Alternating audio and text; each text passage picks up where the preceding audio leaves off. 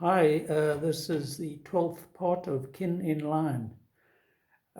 We're at the end, I think, of my third year at art school, and I didn't realize it at the time, but looking at these drawings now, I had started, as we saw in the last one, was really actually mastering the art of drawing.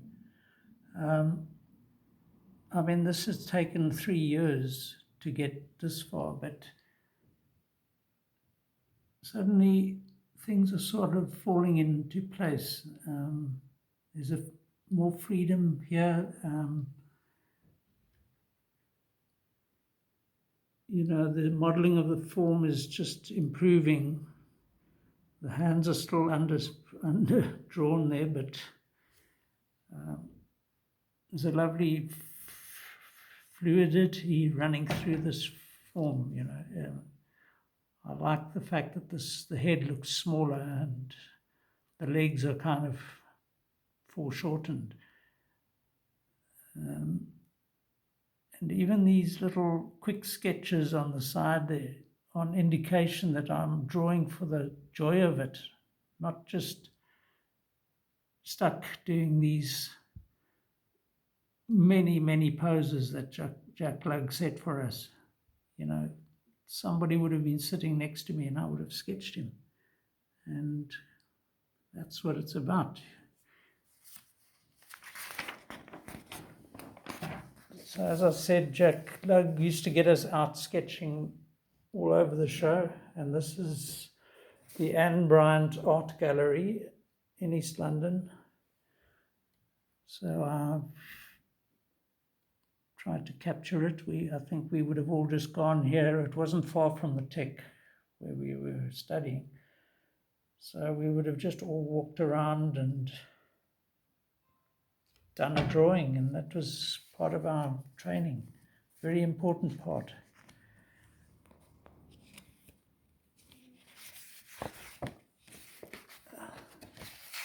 See, I'd folded this up, so here was a different angle.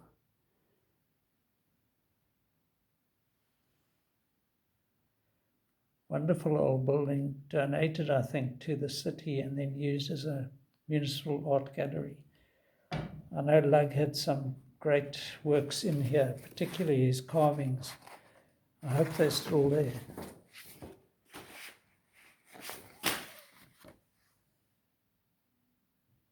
Yeah, and as I said, just sketching other people. So there we have a group seated next to a tree in the grounds of the gallery. Forgotten all about this group of drawings. And here was an interesting departure for me, and this was again a reflection of the progress, that I'd got this sort of fine line, I think they call it, and was really starting to use line quite creatively, following the form, nice, no scratchiness. So yeah, this was a big departure for me, I think.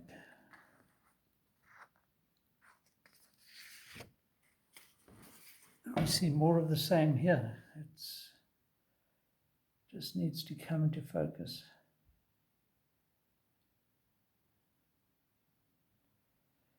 Refuses.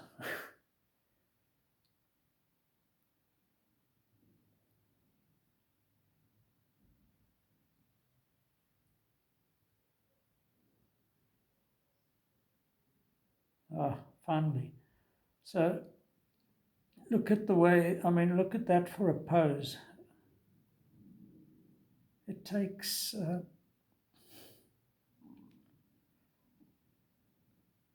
imagination from an art teacher just to come up with a pose like that.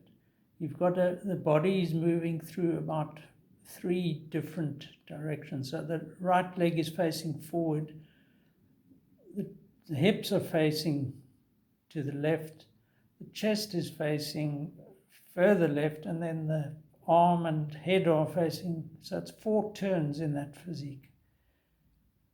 It's actually a classic. And here's a far more subdued pose, but I think I managed to get it quite nicely. These lines, it's the lines that make it, if they're not sort of beautiful in their own right, then it ceases to be a drawing. And here, even your mistakes can add to the quality. Look at the redrawing of the neck. To me, that's just a sign that I saw it initially in pointing in one direction, then it slightly altered and I had to adjust. And I'll always remember this drawing for the fact that I redid the neck like that. Yeah. I didn't even know at the time that this was a sign that I was getting there. I thought this was possibly just another phase.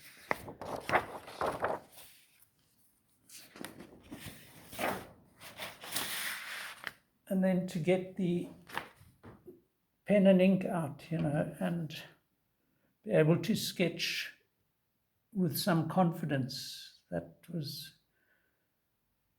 I think these look like they might have even been part of an examination, because there's a number here and so forth.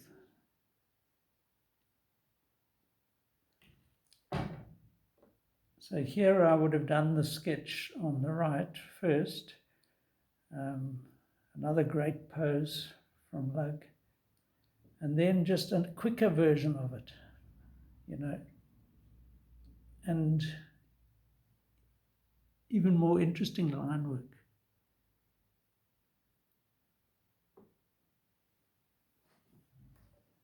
Very happy with those.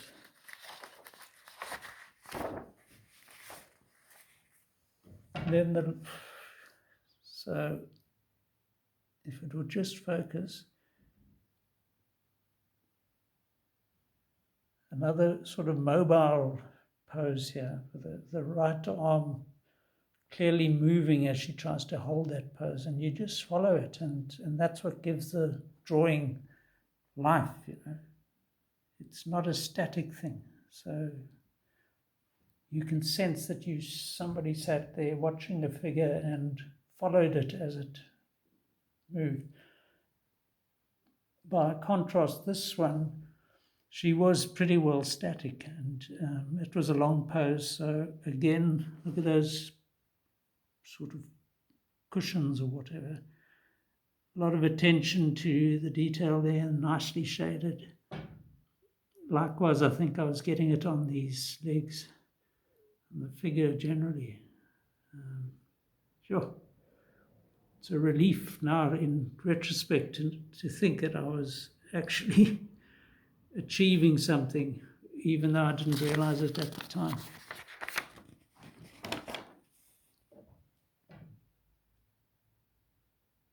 Here again, I think it's another fairly good drawing.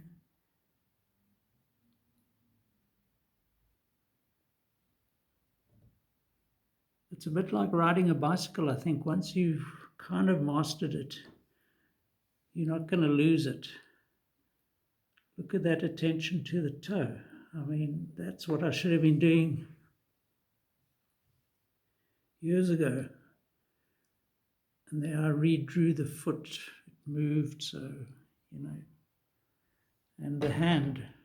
I mean, that is a great hand. It's well drawn. You can sort of sense everything in it, the muscles, the bones, the sinews.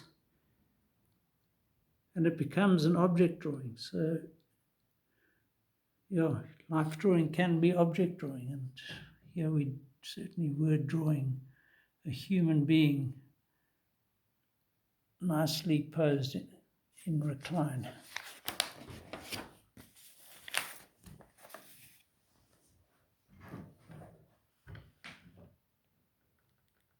Again, fairly happy. It's another interesting aspect is that with a dark-skinned person, do you try to create the color of the skin through in a drawing. I think you do. You should. Otherwise, it just looks wrong. I mean, this is clearly a dark-skinned person, and why not? You know, that's who she was. So shading is not only just about form, but in this case also color. And look at the hands. I mean, compared to what I was doing a year or two previously, here's a nicely crafted hand. The feet, did I get there? Yeah, at least the toe is done, and possibly just ran out of time.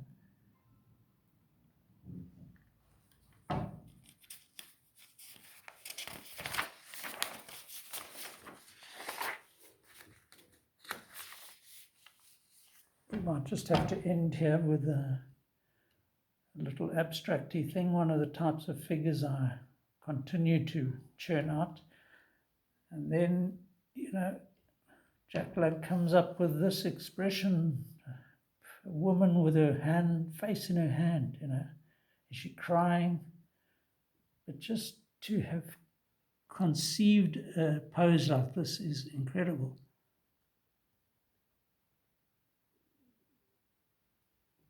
And here's another nice little quick sketch which would stand me in good stead. I mean, I would be able to, I wish it would focus in on these lines because they're quite nicely drawn.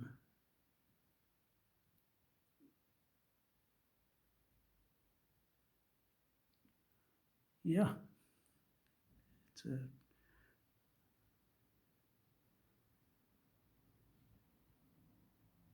finally. So what's really nice about this, in fact, is that it's incomplete. So, you know, but there's enough there for you to know exactly what the pose is. Anyway, I must leave it now. See you next time. Cheers.